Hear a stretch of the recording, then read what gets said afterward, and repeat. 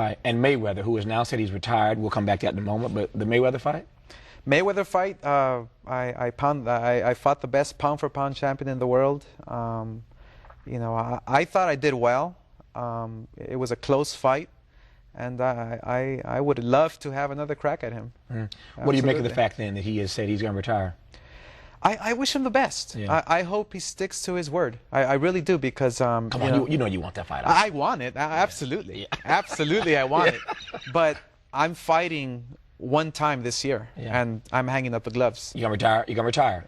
I'm hanging up the gloves. One more fight and you're done. One more fight and I'm done. And there's nothing and nobody that will lure me back. Yeah. I've been preparing for this moment for the last 3 years, and mentally and physically, I'm set to go. I'm ready. How do you know that this is the moment? Because every boxer, as you well know, says he's retiring, comes back usually for the money. Right. How do you know that this? I know you don't need the money now, but how do you know that this is the moment for you? I'm prepared. Yeah. I'm like I said, 3 years in preparing for retirement. I even have the speech ready. So you got the tears ready too. I can see myself already live on ESPN, crying tears, you know, announcing retirement. So yeah. To your point about retirement, how is it? Because this for me is the most fascinating part of your life. You're not just a great boxer, you're not just a champion, you're not just rich and invested your money well, but you have become a brand. I mean, this Golden Boy Productions and all the other stuff you do, say nothing of being a boxing promoter while you're still in the game. Right. If athletes don't get anything else, don't learn anything else from your book or your life, how did you pull that off? I've always been very ambitious since I was a kid. I mean, I remember when I was 10, 11 years old, I signed an Olympic poster. I signed it Oscar de la Hoya, Olympic champion at that age. So I've always had big dreams, and I've always tried to make sure I accomplish those dreams, and I always reached for the stars. I thought that it was necessary. About 7, 8 years ago, I said to myself, okay, you have a lot of controversy in boxing, and you know, why is that controversy happening in the sport? Is it because of promoters? Is it because of fighters? What's going on? So I came to the conclusion that, hey, you know, you have all these promoters who have a bad reputation. You know, I have to speak the truth here. And so I decided to start Golden Boy Promotions. I assembled a team of people that had nothing to do with boxing.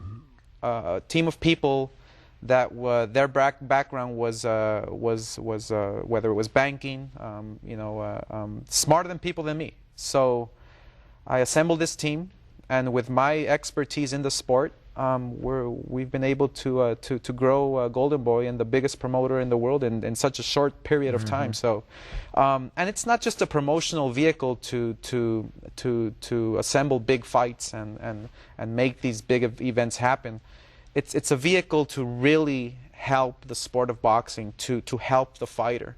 We educate the fighter. Look, these are the revenue streams. This is what you're going to make. This is probably what you're going to pay in taxes. You have to pay your managers, Oscar, your promoters. Promoters ain't supposed to do that. Right. That's the problem. That's the problem. It's greed that gets them. You tell these guys too much information. How do you make money if you tell them all of that? Well, we treat it as a business. Right. And in this business of boxing, the fighter makes the bulk of the money, at least with Golden Boy. That's good. I assume then, you tell me, this is how you see yourself beyond retirement, staying connected to the sport? Absolutely. Yeah. I think that's it's going to make it much easier for me to retire. Yeah. I'll still be involved. I'll still be able to get on top of that ring, you know, listen to some cheers, maybe some boos. Yeah. But I'll still be connected. I mean, it'll be forever. I can picture myself a promoter for a long time. I guess the question is whether or not you have a prescription for the sport, because it's ailing right about now. Exactly, and I have to agree with you. I feel that every sport has its ups and downs in popularity. Whether, for instance, you know, when we had Mike Tyson at the pinnacle of his career, boxing was the sport to watch. You know, you had the Sugar Ray Leonards of this world. You had Muhammad Ali. You had myself at the pinnacle of my career.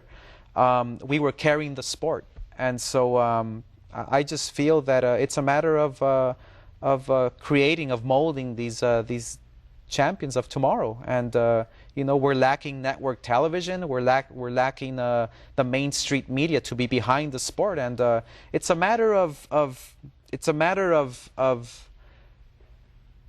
making sure that boxing is one. Making sure that you don't have, see, because right now boxing is like a mom and pop shop, so to speak. You have so many promoters out there all over the world. There's no league. There's no one commission. You have one commission in every state.